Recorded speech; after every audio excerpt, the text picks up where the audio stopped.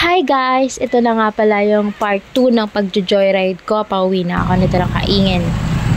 At ayan na nga yung nabook kong rider. Sinundo niya na ako doon sa may simbahan.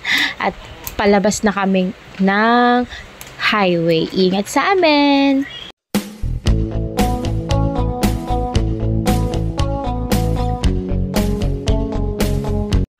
At ayun nga guys, na nakikita nyo, napakaluwang ng kalsada, walang ka-traffic talaga.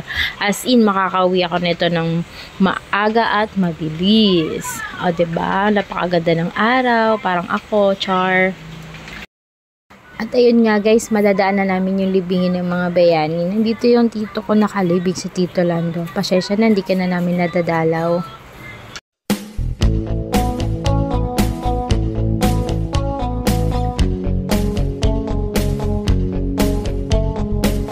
At ayun nga guys, na nakikita nyo, wala talaga kami masyadong hinto kasi walang traffic, diba? Nakakaganda, charos.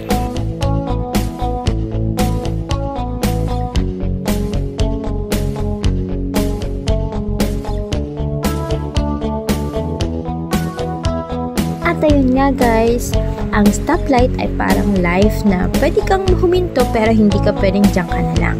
Marami ka pang pwedeng gawin. Marami ka pang pwedeng puntahan, kaya dapat go ka lang ng go.